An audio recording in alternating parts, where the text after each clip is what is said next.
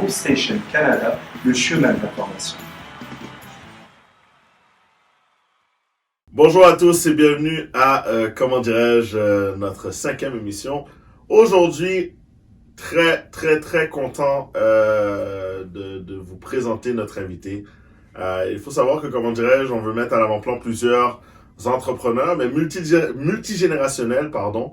Et cette fois-ci, on a un jeune entrepreneur que j'ai énormément de respect, que je suis content de le voir à un stade aussi tôt dans sa carrière, parce que je pense qu'il va faire parler pendant très longtemps et qu'il va pouvoir être l'idole de plusieurs jeunes qui veulent se lancer en entreprise. Et j'ai nommé Noudia Dauphin. Comment ça va? Bonjour, ça va bien, merci. Et toi? Oui, ça va.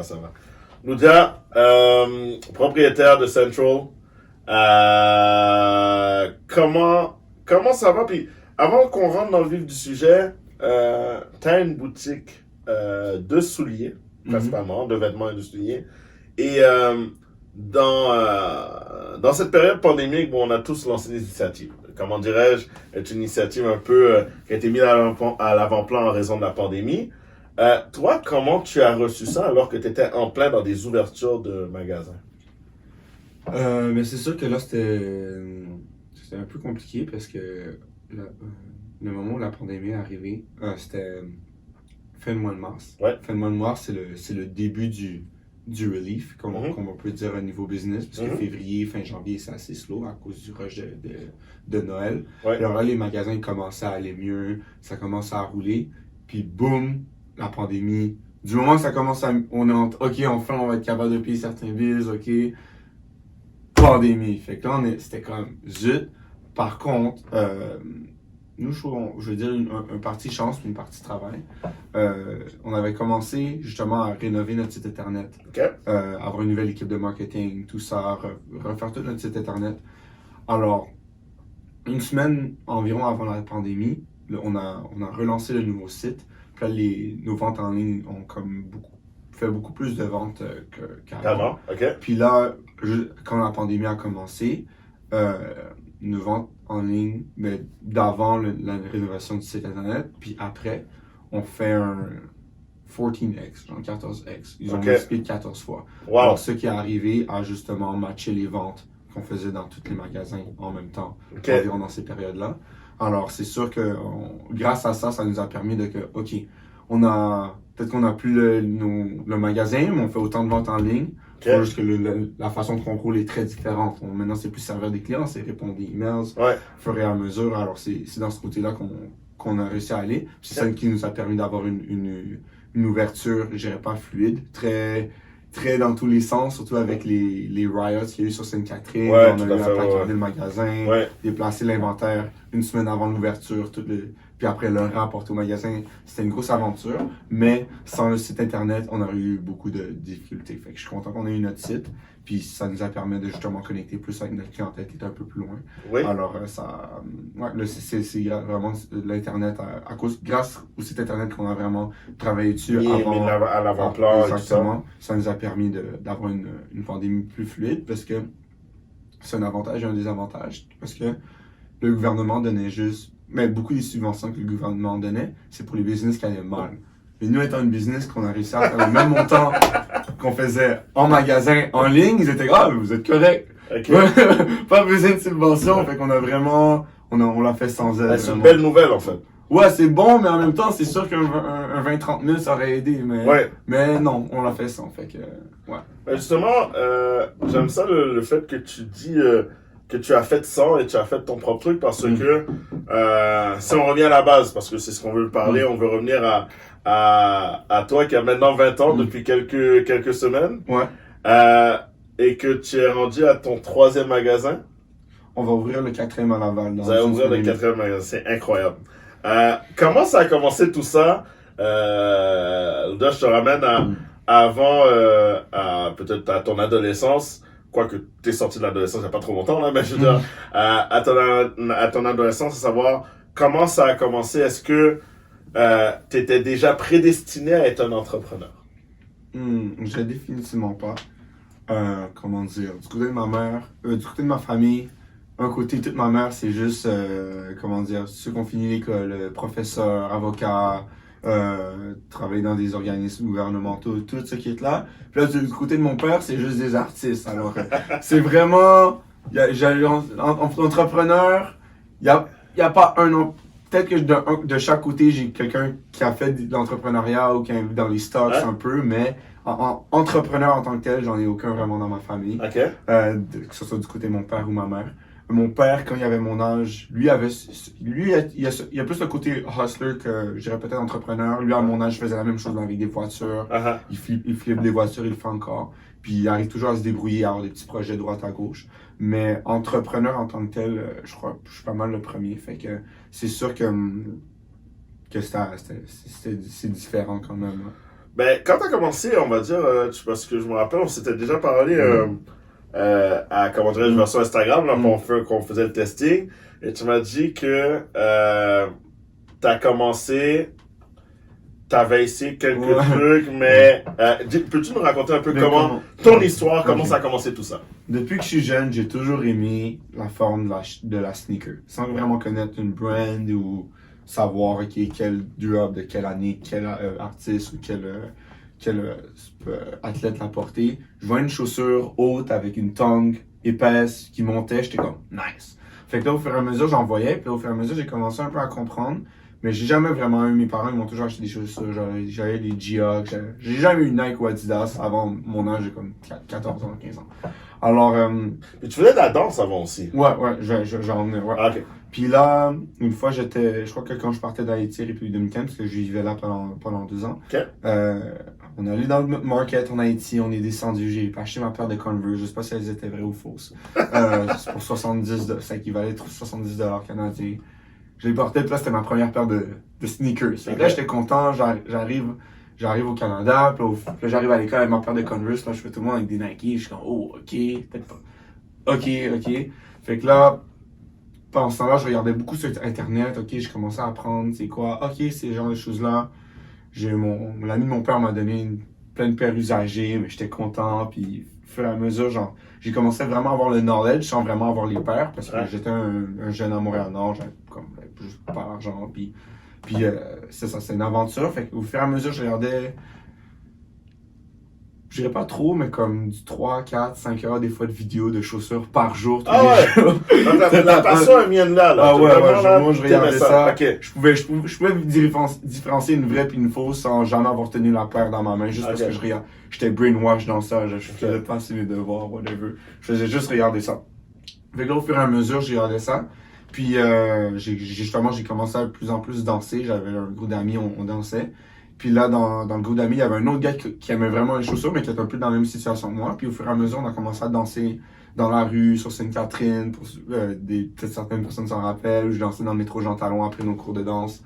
On mettait un chapeau par terre, on mettait notre speaker, puis on commençait à danser. Okay. Puis au fur et à mesure, des fois, ça... Oups, je vais juste remettre le micro. Au fur et à mesure, des fois, je faisais 5 $ de l'heure, mais ça arrivait qu'on avait des shots en 1 heure, on se faisait 80$ chaque. Fait que ça, des fois, le côté hustle. Ouais. On était comme, oh, on va danser ce jour-là. Puis qu'est-ce qui était drôle au métro Jean Talon, par exemple, il y avait un petit papier derrière le spot où on peut, genre, faire de la danse ou faire de la musique. Il faut écrire ton nom le plus tôt possible pour réserver l'heure. Fait que là, avant l'école, on se réveillait, ok, qui va ce matin? Ok, avant l'école, le gars, il écrivait le nom à comme 7 heures du matin avant d'aller à l'école. Être sûr que ce ne soit pas les autres musiciens qui le mettent avant nous. Puis après, on revenait, puis la soirée, faire notre danse.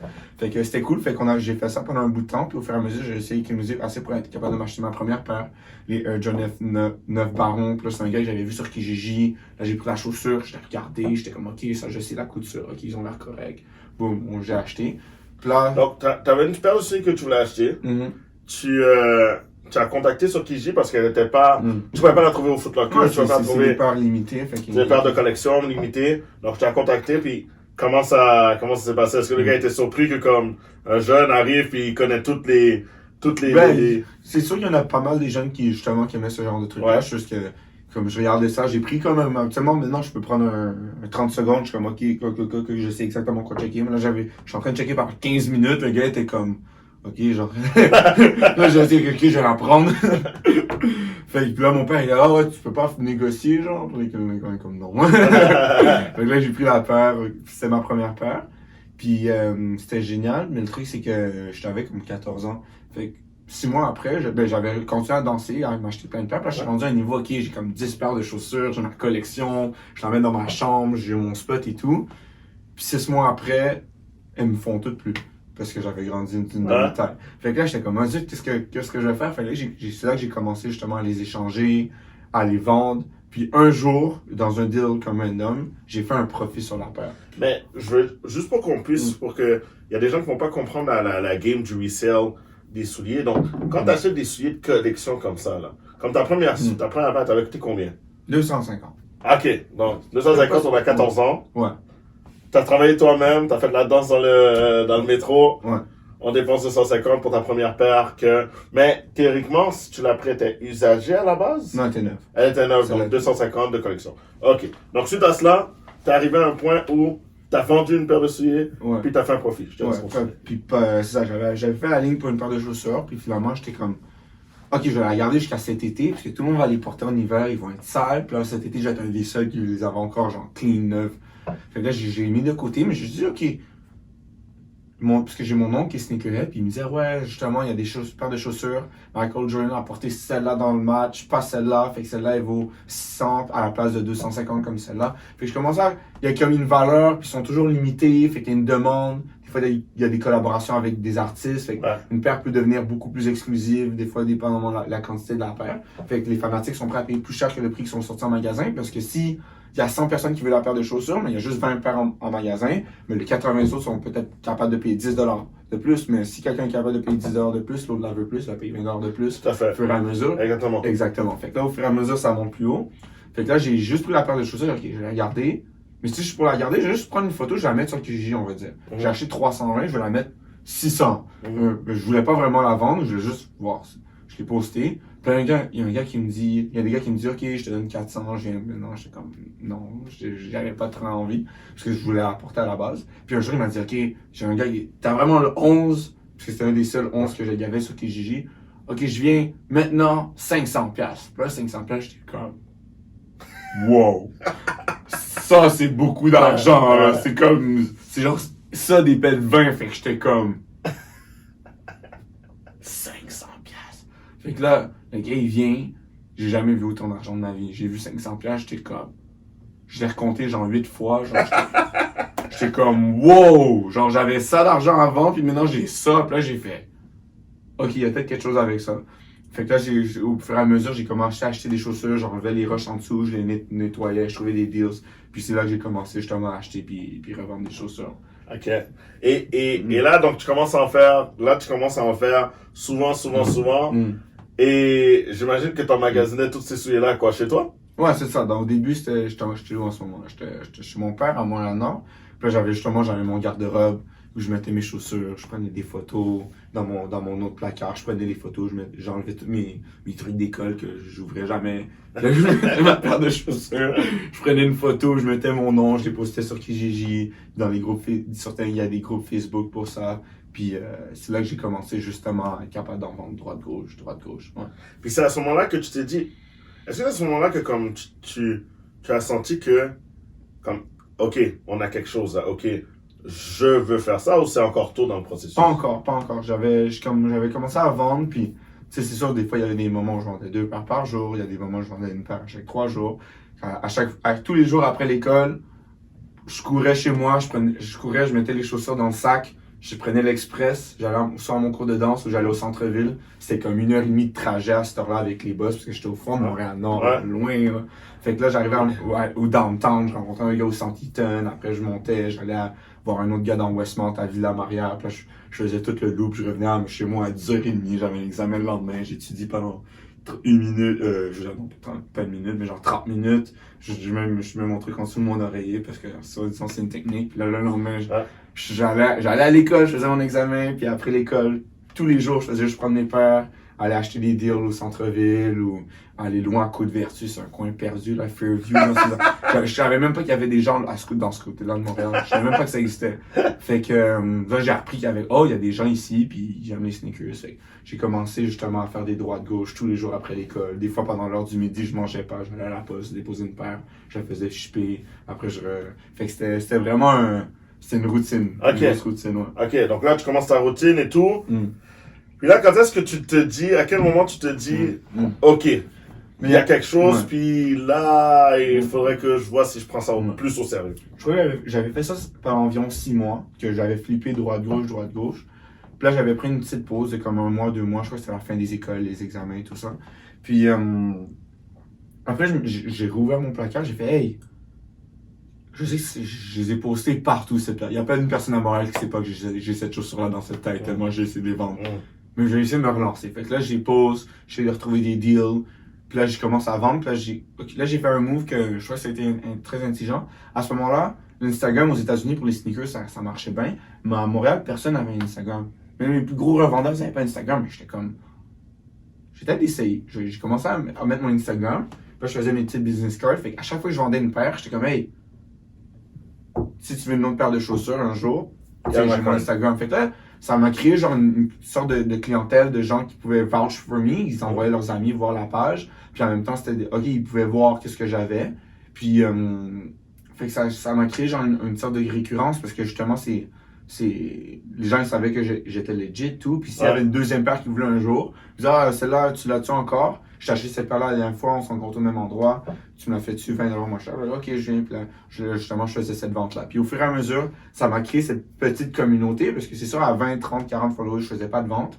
500 followers, c'était juste genre, OK, les gens, ils me reconnaissent, mais je faisais pas de vente. Mais quand je suis arrivé à comme 1000 followers, c'est là que comme les gens, OK, là, je commençais à faire ils commencent, hey, t'as-tu encore celle-là? J'étais comme, ouais. OK, tu me rencontres-tu telle place, telle heure, après mon paycheck? J'ai dit, OK. Puis là, c'est là que j'ai commencé à avoir une petite clientèle. Puis là, j'ai pris un tournant. J'ai dit, OK, c'est cool, revendre des chaussures, mais le truc, c'est qu'il y en a des centaines de gars qui font la même chose que moi. Comment je rends ça vraiment next level? Puis c'est là que j'ai plus je suis allé vers apprendre c'est quoi une business en sens. Puis là, c'est là que j'ai pris justement la formation. OK, donc là, on se retrouve quoi, il y a combien de temps de ça? Ça, c'est environ 1 an et demi. OK. Tu regardes, tu te dis, OK, il est temps que j'amène ça à un autre niveau. Donc, tu as décidé de te former. Puis ça, c'est quelque chose que je trouve très honorable. Et quelle forme, en fait, comment tu as commencé à trouver la formation et pourquoi cette formation? Je voyais que, comme tout le monde faisait un peu la même chose, acheter une paire de chaussures quand ils sortaient, la poster puis la vendre. Mais je me suis dit, OK, mais comment je m'assure que ces clients-là, ils reviennent? Comment je m'assure que quand je suis avec eux, genre, ils aiment acheter de moi, tout le kit. Fait que là, je me suis pensé un peu, puis là, j'étais sur Facebook une fois, puis là, je vois les fameux ads de Maxime Victor, la firme Maxime Victor. Puis là, il parle souvent d'entrepreneuriat, tout ça. Puis là, j'étais comme... Puis là, il y a un truc qui dit, ah, viens prendre un cours gratuit. Là, j'ai fait... Genre, c'est juste une session de 2 heures gratuite. Fait que c'est gratuit. Je vais aller apprendre, là, j'ai rien à perdre. Mon père, il dit, hey, c'est pour te vendre quelque chose. Je l'achète pas. Puis là, j'ai fait, OK, papa, j'ai rien acheté. Okay. Je fais son cours après 2 heures. Je suis comme, papa, je le prends. attends, je viens, papa. Puis là, il me fait ça que comme, si tu prends la soirée même, tu fais un dépôt, t'as un meilleur deal. Je suis comme, papa, je le prends, genre, je vais payer, s'il te plaît. Genre, aide-moi, genre, 100$ à chaque mois, s'il te plaît, je veux le cours. Comme, attends, non, il va faire le même deal après. Fait juste comme, il repensait. Puis là, j'appelle maman, je suis comme, maman, je le veux. Puis là, Maxime Vito, il est là, il m'attend un peu after hours. Puis là, je suis le seul étudiant. Je suis comme, OK, je le fais, non. La formation est comme 3000$. Puis là, je suis comme, maman, c'est mensuel, on s'arrange, je vais payer une partie. Puis là, sur le coup de tête, mes parents sont comme, OK, mais on en reparle. Là, ils appellent Maxime Vito la même soirée. OK, c'est quoi le cours? Ils essaient de prendre l'information. Je suis comme, OK, je le prends. J'ai fait un dépôt de 60$. Fait que là, j'étais comme, OK, genre, sécurité. Tu sais, mais, fait que là, j'étais là dans le cours, j'étais comme, oh wow, c'est vrai, c'est des bonnes idées, tout ça. Puis c'est juste un cours super condensé, mais juste de 2 heures. Fait que lui me dit, si j'ai appris tout ça en 2 heures, en 6 mois, je peux apprendre c'est fou, qu'est-ce que je pourrais apprendre. Ouais. Je comprends même pas que. Au début, après le 2 heures, j'étais comme, ok, mais qu'est-ce que tu veux m'expliquer? Avec ça, je peux devenir millionnaire. Je comprends pas. Fait que là, je me suis dit, ok, mais si je prends 2 fois, un cours par semaine, 2 heures, puis ici, en un cours, c'est des connaissances qui me rendent millionnaire, mais je suis comme, ok, ça, c'est des bonnes connaissances. Fait que là, j'ai commencé à prendre les cours. J'étais peut-être pas le meilleur élève, niveau devoir, mais j'écoutais, puis I was putting in the work. À la place de faire mes devoirs, je prenais plus de manière pratique à prendre. Ouais, exactement. Je me mettais directement en pratique. Puis là, quand je voyais mes clients, je leur serrais la main, la façon qu'ils m'avaient dit de faire, les regarder dans les yeux, donner un bon service, sourire. Puis au fur et à mesure, j'ai commencé à voir que ça payait. Mais tu n'avais pas encore ouvert un magasin à ce niveau-là? Non. Là, okay. J'étais juste Instagram, mais je commençais à être là, comme le underdog à Montréal. Les gars qui, tu vois, il est toujours là, des jobs, il arrive à avoir genre 4-5 personnes en ligne, il achète genre 5 paires, tu vois, il les poste après. Comme, j'étais le underdog. Les gars, ils me voyaient, mais j'étais pas encore big. Mais le up and coming. Ouais, c'est ça. J'étais petit, mais je commençais à rouler. Puis là, un jour, puis moi, il me voyait. Puis là, un jour, il y a un gars qui m'appelle, hey, je fais un deal avec lui. Je sais pas pourquoi le deal, on l'avait figuré out un deal, mais j'aimais juste pas le deal. Genre, je voulais parce que c'est un deal compliqué, parce que le gars, il cleanait des chaussures en même temps, tout le kit. J'étais comme, ouais, puis là, un jour, on est comme, il dit, hey, je vais faire mon but, c'est de faire un événement de chaussures, comme un sneaker event à Montréal. Genre, tout ça. Puis moi, je suis ok, moi, je veux vendre genre, je vais être là, un des top resellers à Montréal. Puis il dit, ok, mais comme on se garde au courant. Puis comme j'étais comme, ouais, non. Puis un jour, il me dit, hey, genre, j'ai aucune paire de chaussures, mais, genre, je veux prendre une table, parce qu'il y a un autre événement qui était venu en ville. Mais je veux pas tout payer, parce que j'ai pas assez pour remplir la table. Veux-tu communier avec moi? J'étais comme, ok. Puis on trouve un autre gars qui est un peu le même genre, mais qui vendait un peu de chaussures, qui avait, veux-tu venir avec nous? Puis là, on s'était mis 3. Puis on avait presque aucune paire de chaussures. Fait que là, j'ai dit, ok, comment je fais pour faire des ventes, me montrer mon nom, si j'ai aucune paire de chaussures à ma table? Parce que dans un événement, les gens, ils vont acheter à la plus belle table. Ouais, tout à fait. Fait que là, je suis comme, ok. Là, je suis allé sur Kijiji. Tous les gars qui avaient plus que 2-3 paires de chaussures, j'étais comme, hey, non, il y a un sneaker event ce week-end, non, si tu veux, tu me passes tes paires, je vais te charger 15%, puis je vais vendre tes paires pour toi, non, puis les mettre sur ma table. Quelqu'un, tu reçois un gars sur Kijiji, random, qui dit, hey, passe-moi genre 3000, 4000 pièces de chaussures, puis je vais te les ramener après le week-end, puis je vais les vendre au sneaker event, genre. Tout le monde est comme, qui, genre? Ouais. C'est qui? Puis là, il y a un gars, Jonathan, qui m'a dit, ok, non, genre, tu veux-tu qu'on se rencontre là, à telle heure? Puis j'étais comme, ouais, hell yeah, puis là, j'arrive. Je regarde les paires, je prends tout en note, ok, voici mon ID, t'en as parce que mais j'étais comme, puis après il me dit, you're legit, non? Puis là j'étais comme, genre t'es legit? Puis là j'étais comme, ouais, le gars, ok, cool. Puis j'étais comme, ok. Ok, donc juste pour le fait que, comme t'étais légal, parce que peut-être que. Non, je l'ai dit, mais il n'a pas regardé, comme, okay. J'étais juste un petit kid random sur Kijiji. Fait que là, ok, tu sais, j'aurais pu prendre ses paires, puis, tu sais, non, mais c'est pas ça que je fais, c'est sûr, mais comme, tu sais, le game, genre. Il connaît pas, il me connaissait pas, il a juste fait, ok, tiens les paires. Puis là, j'arrive au SneakerCon, j'ai vendu genre 4-5 paires, non. Puis là, j'ai dit, ok, j'ai vendu telle paire. Celle-là, si tu m'as donné un peu de l'eau, j'ai négocié 20$ pour être capable de faire la vente. Puis là, ok, nice. Là, je vends les paires. Ben, voilà. Là, je vends les paires. Puis Yoran avait fait la même chose, il avait trouvé un autre gars, mais qui est dans les groupes, qui est un des plus gros collectionneurs, il avait toutes ses paires. Fait que là, on avait une table super full de choses. Mais il y avait juste 20 paires qui nous appartenaient, puis toutes les autres 80 paires, c'était à des gars random. Ouais. Mais là, on arrivait à faire des ventes, non. Là, c'est la première fois que j'étais dans un événement, puis les gens, ils me voyaient qu'est-ce que j'avais. Fait que là, justement, ça, c'était, it was the first shot. Là, j'arrive, je disais, hey, tiens, j'ai vendu telle paire. Et ok, cool. C'est quoi, garde-les, continue à les vendre. J'étais ok. Fait que là, j'ai commencé, j'avais plus puis dans ce moment-là, c'est plus t'as des nice paires, plus les gens, ils te reconnaissent, ou ils sont comme, ok, ce gars-là, il est cool, il y a l'exclusive. Fait que là, justement, ça m'a aidé justement à commencer à voir, ok, j'ai certaines paires à vendre. Puis c'est là que vraiment j'ai comme commencé, parce que les gens, ils m'avaient vu à l'événement. Puis des gars qui m'avaient dit non sur Kijiji, que j'ai pas donné des paires. Là, ils me voyaient là, au sneaker event, puis là, je vendais des paires. Ils étaient comme, ok, ce gars-là, il a l'air correct. Fait que c'est là que ça m'a comme un peu comme mis sur la voie, puis commencé, genre. Puis je donnais des cartes d'affaires à tout le monde qui passait au sneaker event. Je voulais être sûr qu'ils me regardaient après sur Instagram. Donc là, au fond, avec ça, t'as grossi ta communauté. Ouais. Puis là, je pense que t'avais des... Je me rappelle que tu m'avais dit une anecdote que à un moment donné, tu t'es rendu compte que t'avais peut-être trop de souliers à la maison. Ouais. Ça pourrait peut-être devenir dangereux. Ouais, mais c'est ça, parce que moi, j'habitais...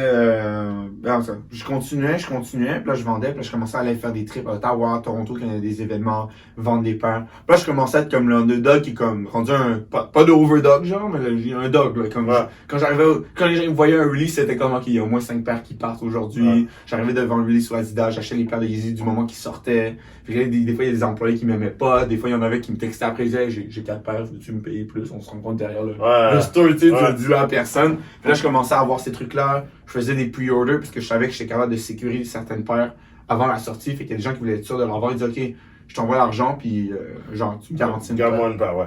Puis là, j'ai commencé à faire ça. Puis là, au fur et à mesure, je vendais mes paires. Moi, j'habite, là, sur Arthur-Chevrier. Je sais pas si tu dis Arthur-Chevrier, c'est où, là? Puis il y a Pierre-Pascal. Si on veut ou non, c'est Pierre-Pascal. Puis Arthur-Chevrier. Puis moi, ma cour, c'est elle qui mène sur le bac de la rue Pierre-Pascal. Ouais. Puis là, moi, je regarde ma maison, je suis comme, hey, j'ai comme un 20, j'ai 30 000 de chaussures ici, là. À chaque fois que je revenais après l'école, je regardais, être sûr que personne me followait, tu sais. Parce que si les gens savaient que j'habitais là, ça n'aurait pas été long, tu vois.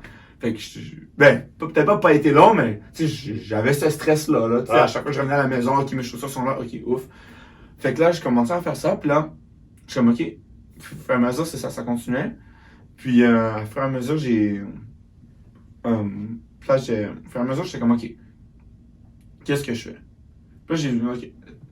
Puis ça, c'est un moment que j'avais plus de temps à Montréal, parce que souvent à Montréal, genre, les gens qui revenaient, ils m'offraient pas beaucoup, genre, whatever, ou genre, mon marché, genre, ma bulle de clientèle, genre, ils achetaient, mais comme, mon gros des ventes, je les faisais beaucoup comme à Edmonton, Calgary, j'avais des gars qui me prenaient chaque pre-order, une paire, des fois même 2 paires. Fait que là, j'envoyais toutes mes paires, là, je voulais même plus rencontrer les gens à Montréal, ça m'énervait. Là, j'étais comme, attends, maybe I'll give it a last shot. Montreal's still my town, my city. Puis là, j'ai loué un local dans le sous-sol, environ à Atwater, sur Sainte-Catherine, mais dans un sous-sol. Puis là, j'ai trouvé un local, c'était comme un local de genre 700$. Fait que je suis dit, ok, c'est cher, mais anyways, toutes mes deals sont au centre-ville, fait que je pourrais juste rencontrer tout le monde là. Puis mon stock est là, comme ça j'ai pas besoin à chaque fois de le prendre, parce que j'avais un sac à dos, là, il était déchiré tellement des fois je le forçais avec des paires. Comme c'était mon sac à dos. Après l'école, j'avais de la sueur dans mon dos. Surtout, imagine, là, après l'école, moi j'ai comme 3 manteaux, je vais prendre mon sac avec 4 paires. Là, j'arrive dans l'heure que tous les écoliers sortent. Fait que là, il y a plein de gens. J'avais chaud en tabarnak. Avec mon téléphone avec 22% que je dois faire un autre 6 heures au centre-ville en soirée. C'était quelque chose. Fait que là, je me dis, ok, si au moins j'ai ça là, je peux prendre des photos là, rencontrer mes gens là. Vous êtes un stock room. C'est ça, puis les gens que je dois acheter des paires, je vais juste les mettre là plutôt qu'avoir genre 3-4 paires que je dois ramener jusqu'à chez moi. Fait que là, c'est ça, chez moi, là, j'ai commencé à mettre mon stock là. Puis c'était rendu comme mon stock room. Puis là, j'avais dit, ok, on va faire des pop-up. Puis là, j'avais Benjamin avec moi, mon premier employé. Puis là, on a hypé un peu ça. On a fait notre premier pop-up, 10 personnes en ligne, c'est sur 2 jours. Le deuxième jour était quand même assez slow, mais les gens étaient au courant qu'il y avait eu un pop-up, puis tu sais, j'avais fait mes ventes, puis ça allait bien. Mais c'était correct, mais on n'est pas sûr de faire un deuxième. Mais deuxième, ok, on ferait une journée. Parce que sur 2 jours, ça fait qu'un pop-up, c'est cool quand c'est hype, qu'il y a un line-up, c'est ça qui fait parler. Ouais. Fait que le deuxième pop-up, on fait le deuxième pop-up, on avait hypé plus ça, plus mettre de deals. Il y avait 40 personnes en file, on était ok, quand même. 40 personnes au deuxième pop-up, on fait nos ventes. Tu sais, on paye juste 500-600$ de loyer, c'est pas pire. Là, on a fait le troisième pop-up. Le troisième pop-up, c'est lui qui a explosé. Troisième pop-up, là, on est dans un sous-sol à danser, puis ça, c'est un autre truc. Je suis le premier à faire Instagram, je suis aussi un des premiers à faire YouTube. Fait que là, quand je vais aller au Sneaker Event, je filmais un peu, j'avais un Matthew Padilla, c'était mon caméraman, il filmait quand j'allais aux événements et tout. Puis là, on a le pop. Fait que là, tout le monde qui était pas venu au pop-up avait vu sur YouTube, oh shit, c'est ça qui s'est passé. Non, ok, j'ai peut-être aller voir l'autre pop-up. Troisième pop-up. Tous les gens avaient vu les vidéos des anciens. Ouais. Tu sais, puis on avait mis des full deals. Il y a comme 100 personnes qui étaient là en file. Là. Un bon 100 personnes dans un pop-up qui avaient fait la file. Puis là, j'arrive, j'étais comme wow. Tu sais, il y avait plein de gars qui avaient apporté leur stock. À la fin de la journée, il nous restait rien. Les gens, à la fin de la file, j'allais les voir, j'étais comme, je suis désolé, man. Ils sont arrivés, t'as peut-être trouvé un chandail dans ta taille, là. C'est comme, on vendait. tout. Ah, c'était génial. Puis on avait une pile d'argent. À la fin de la journée, on avait regardé ça, tous les gars qui vendaient leurs trucs avec moi, que moi je prenais une cote, on était comme, ok, ça roule. Ouais. Je suis capable de bouger du stock. Fait que là, on a fait le troisième pop-up, il y avait comme 100 personnes en file, il y a eu un line-up, j'en parle au moins 4-5 heures. Là, c'est là qu'on a dit, ok, il y a peut-être quelque chose à faire ici. Fait que là, on fait un quatrième pop-up. Peut-être qu'on s'était un peu plus pour acquis. Il y avait, au niveau marketing, on a fait un truc un petit peu last minute, parce qu'on voulait plus travailler sur le look du pop-up. Puis là, c'était correct roulé, mais on s'est dit, ok, là, on va le tenter, le tout pour le tout. On ouvre un store. On ouvre un store. Puis là, on était supposé avoir l'autre local. Puis là, finalement, le propriétaire, il a dit, ah, finalement, j'ai loué à quelqu'un d'autre. Mais le deal était déjà presque signé, puis tout. À une compagnie de. Puisque nous, j'étais quand même le underdog. J'avais un jeune aussi. C'était ma mère qui signait certains documents pour approuver que moi, je louais certaines affaires. Ouais. Fait que là, c'est ça. Fait que lui était comme, ok, je sais que sa business, il y a eu des line-up, mais je sais pas à quel point il va être capable de payer. Tout à fait. Non seulement, Tu restes un jeune. Ouais. Puis ouais. Là, il y a une compagnie qui s'appelle The Lost Poop, qui eux, ils font des jeux vidéo, qui prennent notre local à côté. Fait que là, j'étais comme. Moi, je prévoyais pour ouvrir dans un beau local, plus grand. Comme le local du magasin, je te dis, en ce moment, il est 300 pieds carrés. Il est pas mal la grandeur de la salle en ce moment. Ouais. Ça, c'est mon premier magasin. Peut-être même encore plus petit. Puis là, moi, je suis supposé avoir genre le double ou le triple de ça avec l'autre local. Puis là, finalement, c'est pas arrivé. Fait que là, je t'en étais comme, merde, comment on va faire? Puis, mais c'est ça. Fait que. Là, tu as eu l'opportunité d'avoir un autre local. Tu as lancé ton magasin. Fait que là, j'ai été obligé de rester dans le même local. J'ai loué l'autre local derrière, juste pour avoir un stockroom qui est comme grand comme ça, là, comme un autre 100 pieds carrés. Fait que là, j'ai roulé là, j'ai fait mes événements back to school. Puis là, ça roulait super bien pendant genre un bon 6, 7, 8 mois, je crois, environ. Puis là, on est comme, ok, on n'a plus de place. Fait que là, on trouve un autre local en avant dans le même building. On est comme, ok, là, on va y aller plus fort. Ouais. Plus fort. Fait que là, il y avait un de mes clients, que sa mère était une designeuse intérieure. Puis là, on a commencé à designer ça. Elle m'a bien hook up avec le prix, tout ça. Puis là, c'était mon. Puis là, elle voyait qu'il y avait du futur. Fait qu'elle voulait comme plus mettre de bêtes sur celui-là. Puis c'est là que là, on a ouvert le deuxième magasin. Puis là, c'était plus bois intérieur. Ça avait plus. Le deuxième, c'était Sherbrooke. Non, le deuxième, c'était dans le même endroit, mais dans le sous-sol. Ok, ouais. Fait que là, c'est là que ça commençait à plus à rouler. On faisait des événements. On arrivait à avoir des 200-300 personnes dans un sous-sol dans Sainte-Catherine, comme c'est un mall, mais comme un office, un peu comme un endroit comme ici, je dirais. Fait que c'est là vraiment que ça a commencé à tout. Puis là, on faisait des vidéos sur YouTube. J'allais à Vancouver acheter du stock, Toronto. Fait que là, les gens commençaient à, ok, genre ça roule, là. Comme, c'est vraiment là que ça a commencé. Puis là, j'allais voir certains artistes, leur montrer des paires de chaussures. Puis c'est là vraiment qu'on a hustle our way, genre. Puis là, c'est là que ça, en tout cas, félicitations à la base. Là, ton entreprise commence à grandir. Tu deviens une figure importante dans le resell de souliers. Qui est une belle business en soi pour les gens qui ne connaissent pas. Tu sais, je veux dire, un resell de souliers, le reselling peut, ou la revente, si je devrais dire, là, mon anglicisme, ça peut constituer combien? Combien tu peux faire sur un soulier d'une certaine manière? Pour que les gens puissent comprendre un petit peu la business. Mais j'ai expliqué le concept de supply and demand un peu au début de ça. Puis, il y a ça avec des chaussures, comme il y a ça avec beaucoup de vêtements aussi. Il y a certaines compagnies qui, OK, il y a certains jobs cette semaine, collaboration avec telle compagnie ou avec tel artiste, ils font juste une telle quantité. Fait que là, il y a toujours un profit margin. Quand, par exemple, une paire de chaussures drop, c'est très possible qu'elle sort à 250, puis qu'après, ça se revende 600. Mais qu'il y a beaucoup de gens qui sont prêts à payer 600. Il y a des gens qui le vendent à 500, comme il y a des gens qui le vendent à 700. OK. Mais le truc, c'est que l'acheter à 250, c'est très dur. Fait que là, c'est le point où il y a deux sortes de revendeurs. Il y a des gens qui se concentrent pour avoir plusieurs paires au plus bas prix possible, mais ils sont capables d'avoir 4, 5, 6 paires max. Mais il y a les gars qui achètent, OK, tu sais quoi? La paire de chaussures, elle se vend à 600, je vais en acheter à 500. Fait que moi, j'essaie d'acheter toutes les paires que je trouve à 500. Puis je fais du volume. Fait que je me suis fait moins par paire, parce que l'autre gars, il se fait de 250, puis peut-être qu'il le vend à 500, 550.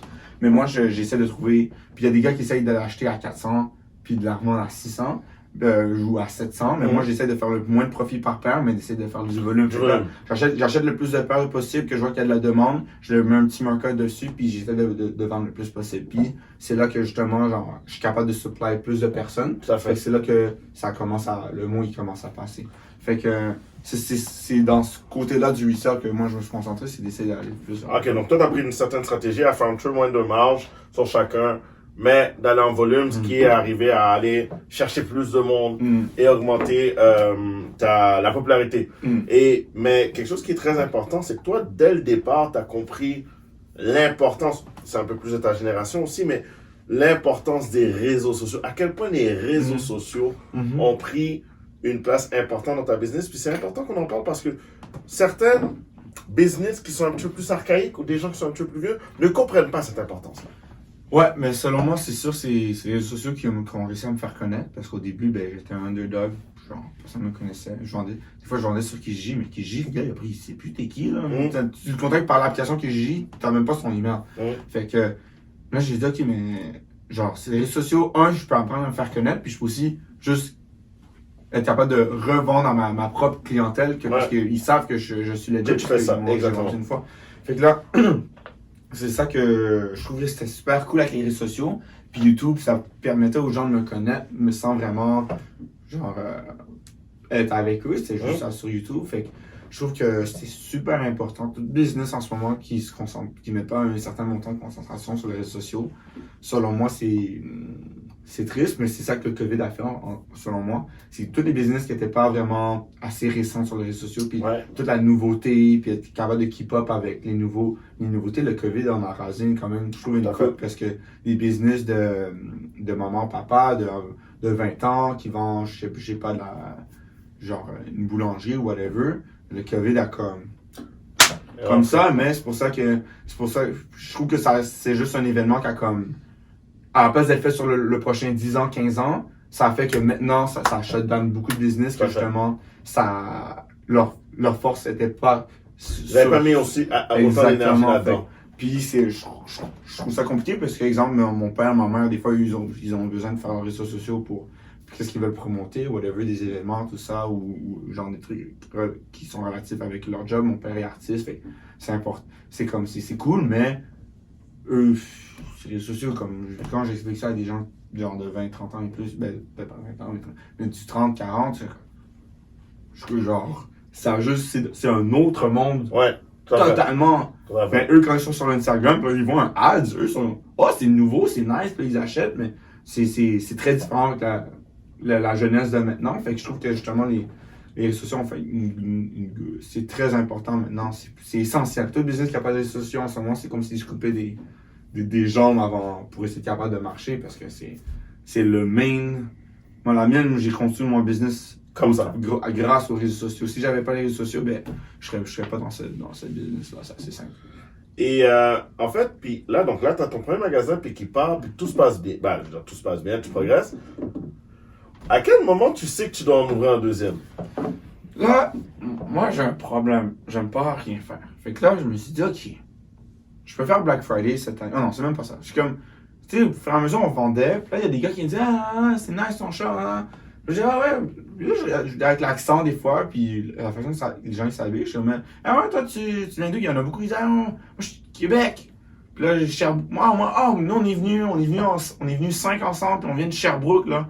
Puis là, des fois, je voyais les montants de facture, puis je dis, OK, puis ils achètent quand même du bon stock, du solide, tu sais. Ils achètent 4-5 paires, puis OK, c'est nice. Fait que là, j'étais comme, hey, il y a peut-être de la demande en dehors de Montréal. Fait que là, j'ai dit, OK, je vais faire la même stratégie que j'ai fait pour Montréal. Je vais aller faire des pop-up. Là, j'arrive dans ces villes-là, je fais mon événement, je fais un pop-up shop, tout le monde est comme, genre, ils viennent, puis là, surtout à Sherbrooke, j'avais des bons line-up, Québec aussi, c'était quand même correct. Puis là, justement, les gens ils commencent à dire, non, Central, j'étais venu à Montréal, j'ai descendu avec mes amis, j'ai vu, mais c'est trop loin pour moi pour venir. Fait je dis, OK, on fait le pop-up, là, on fait une première tournée de pop-up, on fait Sherbrooke, Québec, on fait une deuxième tournée, on fait Sherbrooke, Québec, Granby. Puis là, on est comme, OK, mais comme ça roule. Fait que là, on est comme, OK. Puis là, la question, c'est, OK, je veux un shop à Sherbrooke ou à Québec? Là, j'ai dit, Les deux. Tant qu'à faire un à la fois, je vais juste faire les deux. Fait que là, on est là, on arrive en novembre. J'ai. Mes deals commencent le 1er décembre dans les listes. J'ouvre à Sherbrooke le 13, j'ouvre à Québec le 27. J'ai les clés le 1er. Fait que là, j'appelle Anne-Marie, je suis comme Anne-Marie, non, mais non, on en ouvre deux en même temps, elle est comme quoi? Fait que là, on arrive à Sherbrooke, j'ai même pas encore d'employé, j'avais un employé, puis après, il me dit, un qui était supposé être manager, puis finalement, s'il y avait des histoires de bizarres au Foot Locker qui travaillait, fait que finalement, genre une semaine avant, le manager que j'avais parti, puis là, le gars me dit, puis l'autre gars qui était supposé travailler, il dit, ah ouais, mais moi, je suis à l'école de l'armée, je peux juste revenir, genre, à chaque 2 week-ends, pendant un week-end. J'étais comme... Je dis, yo, dis-moi des gars qui seraient intéressés. Là, j'ai une team de gars, là, c'est les top gars à Sherbrooke dans ce milieu-là. Je suis comme, ok. Ils arrivent la veille, le 2 jours avant, on amène les paires de chaussures, tout. Je vois les 4 gars. Puis là, c'est comme, c'est 4 gars, genre, d'amis d'enfance, mais c'est eux qui sont plus en trend, genre, à Sherbrooke, avec le nouveau job. Puis c'est des gars, tous qui étaient venus, j'ai regardé mes vidéos, qui étaient venus au premier pop-up shop, là, qui avaient descendu en gang jusqu'à Montréal pour être capable d'acheter des trucs, puis tout. Fait que j'étais comme, ok, ben c'est comme c'est comme des fanatiques, genre, ils voient le brand, ils comprennent un peu. Fait que j'étais comme, ok, les gars. Là, tu sais, au début, je vais juste en prendre genre 2 ou 3 parce qu'être capable d'en donner. Mais il venait tellement un package deal, genre, c'est une team d'amis d'enfants, je peux pas genre dire, ok, oui à 2. Puis là, j'ai dit, ok, les gars, let's go, les 4 en même temps. Ça va peut-être d'avoir un shift par semaine ou 2, mais we're gonna make it work. Puis là, c'est comme ça que c'est arrivé à Sherbrooke. Puis là, on a travaillé ça la veille, on mettait les chaussures, on taguait tout ça. Le magasin à Sherbrooke, à chaque fois que j'arrive là-bas, c'est un magasin de chaussures à vendre, fait qu'on a mis un peu notre touche. Mais il est très beau le magasin, justement. Puis c'est ça, c'est au centre-ville. Fait que c'est belle ville aussi, ben, avec la ville d'étudiants. Donc, il y a déjà une clientèle aussi pour les gens. Okay. Mais tu sais, Montréal était une ville à 3 millions d'habitants. Québec, on était une ville à 1 million d'habitants. Là, les gens me disent, mais pourquoi tu vas à Sherbrooke? Il y a comme 175 000 habitants. Je suis comme Sherbrooke. Je fais mes pop-ups, ça roule. Ça fonctionne, ouais. Fait que là, genre, je suis comme, ok, genre. Fait que là, on va à Sherbrooke, puis justement, on arrive à faire tout ça. Puis là, les gens sont comme, ok, puis là, on fait l'ouverture. Puis là, c'était beau. Il y a du monde de Montréal qui était venu nous voir. Tu sais, on voyait, il y avait plein de gens. Ah oui, moi, j'étais venu jusqu'à Montréal. Il y avait des gars de Drummondville qui étaient venus la veille, qui avaient fait le line-up toute la nuit. Puis, tu sais, c'était vraiment une belle journée. Puis justement, c'est ça, on a fait ça à Sherbrooke. Puis c'était une super belle ouverture. Puis là, moi, je suis comme, ok, je viens de commencer à Montréal, laisser Montréal, les employés rouler tout seuls sans moi. Je viens de vous engager il y a genre 3 jours. Puis là, il faut que je vous laisse rouler le magasin. Parce que moi, j'ai un magasin à Québec à aller ouvrir. Fait que là, je vais à Québec.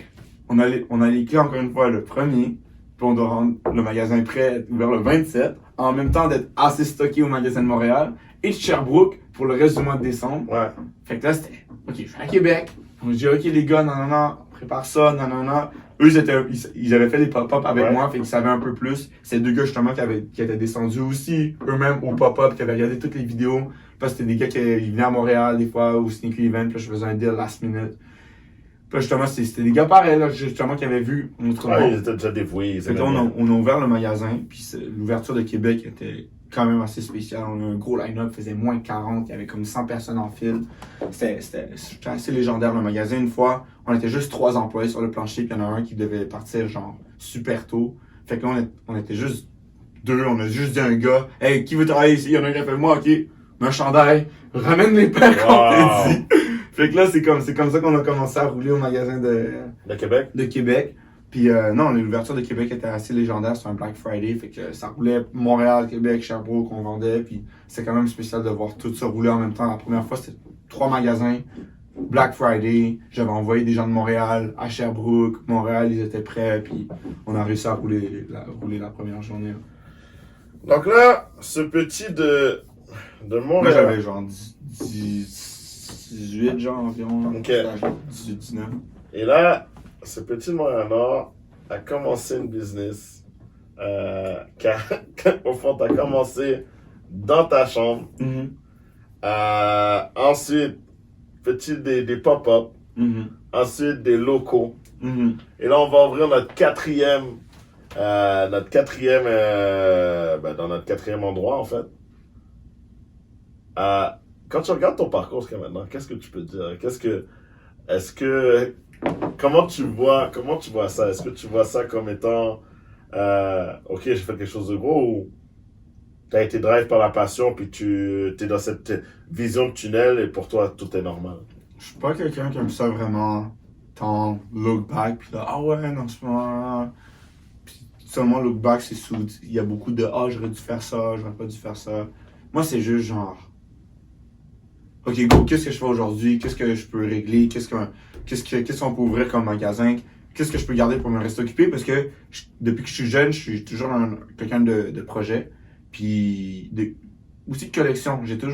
Quand j'étais jeune, j'ai collectionné les Bakugan, j'ai collectionné les cartes Pokémon, j'ai collectionné les Yu-Gi-Oh! J'ai toujours aimé collectionner, puis avoir l'aspect d'un peu valeur, rareté. Fait que c'est des trucs un peu ancrés dans moi, mais genre justement avec toutes les. Ouais, avec tous les magasins, selon moi, c'est quelque chose comme. Je le vois pas vraiment comme, ok, j'ai réussi à faire ça, oh, maintenant je suis riche, non, whatever. Moi, c'est juste genre, ok, qu'est-ce que je peux faire? Qu'est-ce que je peux faire? Parce que j'aime l'action, parce que comme j'ai fait d'autres choses, j'étais à l'école, puis genre, j'étais pas, selon moi, j'étais pas à ma place sur la chaise. J'étais à ma place. Dans l'action. Avec mon téléphone en dessous de la chaise, puis finir mes deals du midi. J'étais toujours. J'essaie d'être plus vite à ma speed, mais dans différents milieux. Puis je crois que ce business-là m'a aidé à rester justement dans mon fuseau de pensée, parce que je suis toujours genre. Non, j'aime juste produire quelque chose, créer quelque chose, être capable de créer quelque chose de nouveau, de plus gros, quelque chose qui fait de l'impact. J'aime ça faire de l'impact. Et puis, tiens, un jeune qui te regarde, ou même pas un moins jeune, parce que tu peux en inspirer de 7 à 77 ans, qui veut se lancer en affaires, qu'est-ce que tu serais porté à lui dire?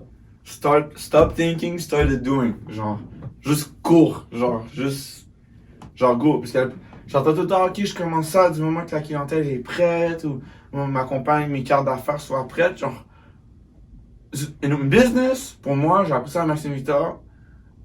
Il y a une seule chose qui est importante. C'est pas une chose qui est importante, mais it's the main thing. All the focus is going to be towards one thing. Selling. So selling is getting the client happy so he can come back, because that's two sales. Yeah. So it's giving the best service, the best price as possible, all that. Pour moi, is the main thing. Fait que moi, je mets ma business, la vente, là, ok, il y a ça qui aide, mais c'est n'importe quoi qui peut get going, genre, just go, genre, arrête de perdre du temps sur tes cartes. À craindre.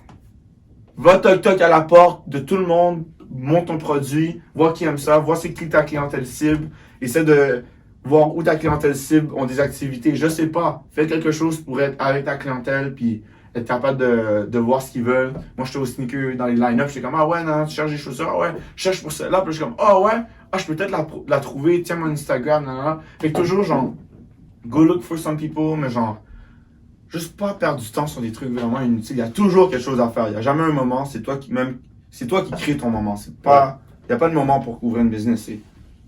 Tu crées le moment. Fait que pour moi, c'est juste go, stop thinking. Parce que moi, quand j'ai fait ça, j'étais comme, ok. Ouais, ça peut marcher. Ouais, ça peut pas marcher, mais fuck it. Puis moi aussi, la façon que j'ai pensé quand où j'étais, c'est, il y a beaucoup de gens qui se lancent en business, ils sont comme, ok, I got a lot to lose. Mais genre, I can get more. Moi, j'étais comme, hey, genre, j'ai tout à gagner. J'ai rien à perdre, j'ai rien. Fait que j'étais au fond de mon nord. À l'école, ben, j'étais quand même pas pire à l'école. J'étais le genre de gars que, genre, j'étudiais jamais. J'avais l'examen, j'ai relis genre 2-3 pages. Boum, j'arrive à passer à 70. Puis ok, j'ai fait tout mon secondaire sur ça. Puis j'ai toujours réussi à être sur la fine line.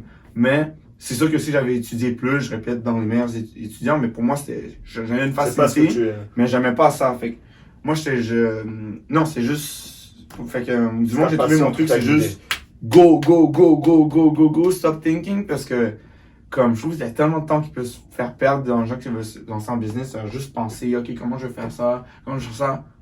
Il y a tellement de trucs pas importants. Puis là, quand je suis allé chez Maxime Victor, parce que, tu sais, il y a des cours, j'avais un cours de business à l'école, comme d'administration, puis j'étais comme, il parlait de trucs genre tellement importants, comme, il disait, ok, c'est comme ça que tu dois régler tes taxes, je suis comme, ça sert à quoi de savoir comment on va faire nos taxes si on sait même pas encore comment faire notre vente pour avoir de l'argent pour payer une taxe? Fait, il y avait tellement de trucs qu'ils apprenaient pour comment être un bon employé dans une business plutôt que va créer ta business. Puis là, quand je suis allé à Maxime Victor, j'étais comme, OK, Maxime Victor, OK, comment on fait des ventes? C'est comme, c'était juste là-dessus qui est vraiment, fait que tout, c'était vraiment plus sur le pratique. Fait que moi, tout ce que j'étudiais chez Maxime Victor, j'utilisais dans la semaine quand je faisais mes ventes. Fait que c'est vraiment plus, c'est un cours qui est plus custom sur les techniques qu'il faut utiliser maintenant que les petits détails. C'est comme, qu'est-ce qui maintenant marche en business? C'est ça. Fait qu'il faut faire ça de ta façon.